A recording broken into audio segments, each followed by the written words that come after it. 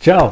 Pagājušajā video es centos jums dot tos 3 galvenos padomus, kas ir palīdzējuši man tikt no vietas, kuras netic sev un saviem spēkiem, vietā, kuras tic sev un saviem spēkiem un izvirza jaunas mērķus un uzdevumus.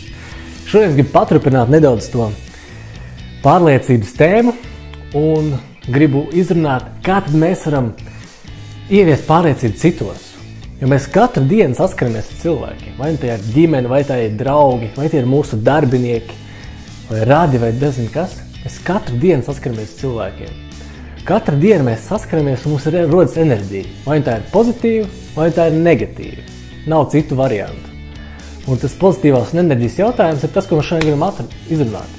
Kad pēc saskarsmes ar tevi tas cilvēks aiziet kāds pacelētāks, pārliecinātāks, drošāks, vai viņš aiziet nepārliecinātāks, nošļucis, ierāvies sevī.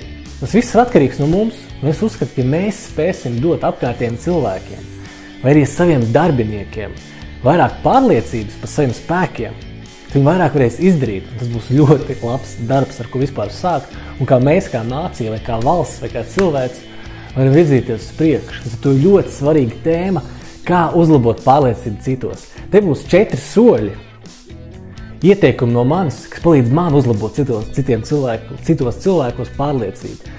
Es to esmu ņēmis no lasot grāmatas, ejot uz semināriem, kā arī savā ikdienas praksē, kas man ir palīdzējis dabūt cilvēks no vietas, kurš netic sev, kuriem nav īsti tā pašapziņa, tā ticība sev līdz vietai, kur viņš jutās drošs, iet uz priekšu, ir pārliecināts, zina, ko grib un zina, kā to sasniegt. Tātad pirmais, ko mēs darām? Akcentējam labo. Tā ir sakne visiem uzlabojumiem. Jo ko mēs redzam bieži vien?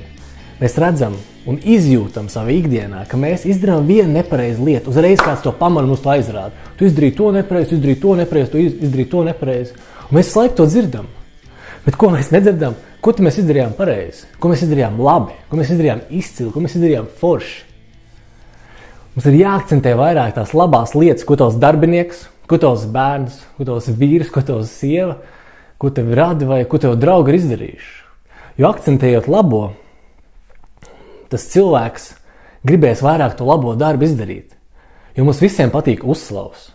Tāpēc kā cilvēki mēģina suņiem iemācīt kaut kādus trikus. Viņi kaut ko izdara, viņi iedod našķi. Viņi iedod kaut ko labu, par to viņš izdara labu. Ar to smadzenēs uzreiz veidojas savienojums. Aha, es izdarīšu to labo lietu, viņš man uzslavēs, es labāk jutīsies, mums būs labāka komunikācija, labāka attiecība, es labāk jutīšos, otrs cilvēks labāk jutīsies, un tas iet harmonijā. Ar to jāmēģina atrast jebkurā situācijā, jebkurā problēmā, jebkurā vietā vairāk labais nekā sliktais. Un tā attiecība, pie kādas man patīk strādāt, ir 3-1.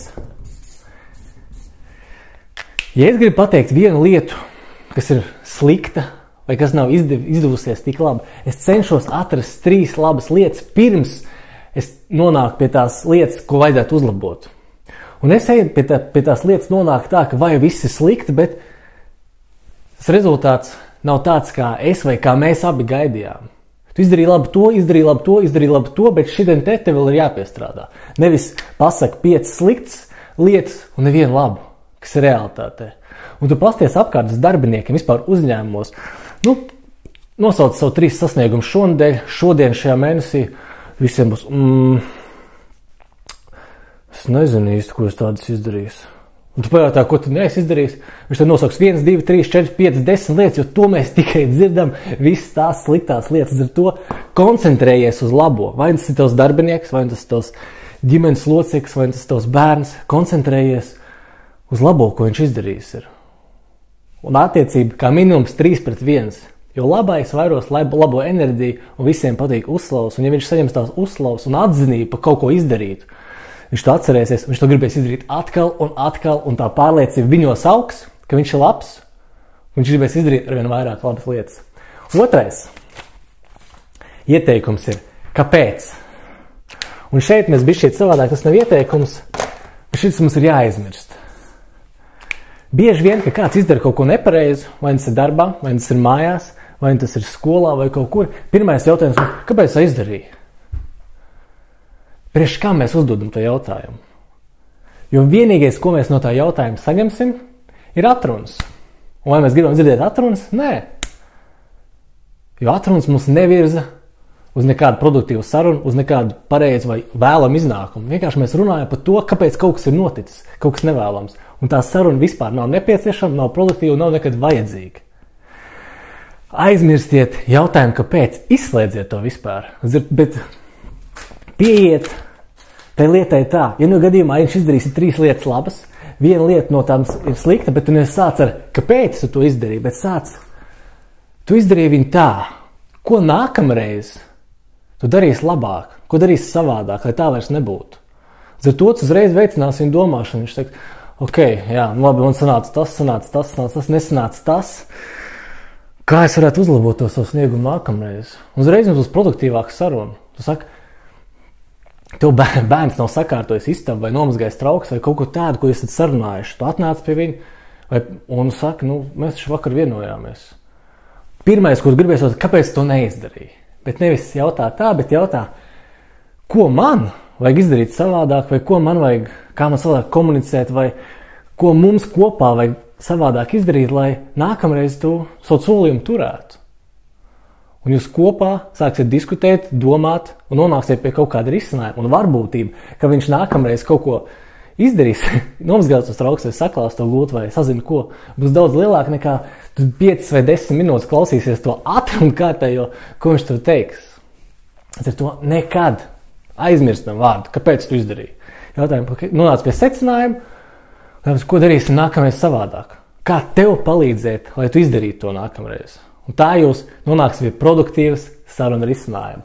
Un 4. ieteikums ir uzticies un iedrošina.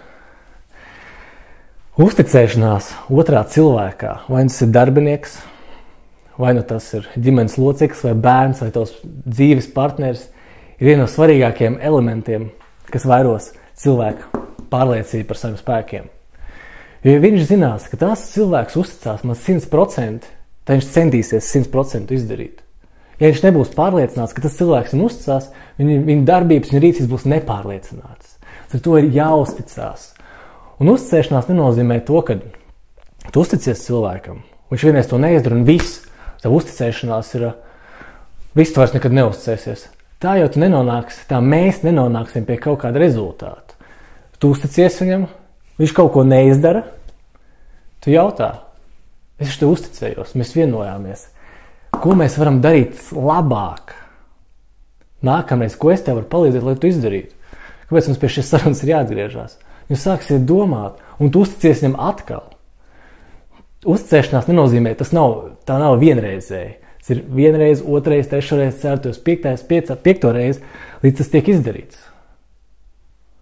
Un ja tas cilvēks tiešām tu vēlēsies izdarīt, viņš to izdarīs. Dažkārt 1, 2, 3 reize ir neapzināti. Viņam vienkārši vēl smadzenēs nav saslēgušies pareizi neironi, lai tu izdarītu. Bet ar 4, 5 viņš to izdarīs. Un iedrošini to savu darbinieku, to savu ģimenes locekli, to savu bērnu, vienalga ko, veikt to darbību. Vienalga, kas tas būtu. Ja viņš no kaut kā baidās, vai viņš ir nepārliecināts par savām spējām, iedrošina, akcentē tās labās īpašības, kas viņam ir, atgādina tās uzvaras visas, kas viņam ir bijušas, kā viņš ir pārvarējis tās problēmas, kā viņš ir pēc tam jūties, atgādina tos labos momentus, iedrošina, ka viņš var, iedrošina, ka viņš to izdarīs. Un iedrošina veikt tos jaunās darbības, jaunās rīcības. Un kad viņš izdara, pēc tam atkal nonāc pie sākuma un akcentē labās lietas, akcentē lietas, kas viņam ir jāuzlabo, ar attiecības maz 3-1 aizmirst. Kāpēc? Domājiet kopā, ko jūs varat darīt labāk un uzticies viņam, ka viņš to darīs. Tik vienkārši 4 soļi, 4 jautājumi, kas tavu darbinieku, tavu ģimenes locekli pacels citā līmenī. Tas nav vienkārši, pie tā ir jāstrādā, jo mums tik vienkārši mūsdienu sabiedrībā ir vainot un atrast attiecību 5-0, atrast 5 vainas, 5 problēmas, 5 sliktas lietas, ko viņš izdarīs, ir tik vienkārši, bet atrast 3 labas, kaut vai kaut kādā neveiksmē, bet mēģināt atrast tās 3 uzvaras. Tas pats grūtākais, bet tikai tā mēs varēsim tam cilvēkam uzlabot to pašapziņu, to pārliecību, lai viņš iet un dara tās lietas. Un es uzskatu, ka mums kā cilvēkiem vai kā vadītājiem vispār uzlabot savu darbinieku vai savu ģimenes vai vispār cilvēku apkārt pārliecību ir viens no svarīgākajiem uzdevumiem. Un ja tavs darbinieks nedara kaut ko labu, vai arī viņa darbi ir ar kļūdām, viņa darbi nav līdz galam, viņa darbi ir nepilnība, tas nozīmē to, ka viņš nav pārliecināts tam savām spējām, savām prasmēm, nevis tāpēc, ka viņš to negrib darīt. Tas ir tavs darbs, tas ir mūsu darbs, lai mēs saviem darbiniekiem, saviem bērniem, saviem ģimenes locekļiem dot to pārliecību, lai viņi kāptu ārā no savas komforta zonas, iet darīt jaunas lietas, mēs akcentējam viņiem tās labās lietas. Kopā domājam, ko mēs varam izdarīt labāk jau nākamreiz, uzticamies un iedrošinam viņiem iet uz priekšu. Tā mēs darīsim cilvēkus apkārt sev labāk, tā mēs labāk jutīsimies, tā mūsu komunikācijas rezultātā būs pozitīva un forša enerģija, kas ir tendēta uz pieaugumu, uz attīstību mums abiem, un tikai tā mēs dzīvēsim dzīvi, kurai nav limiti.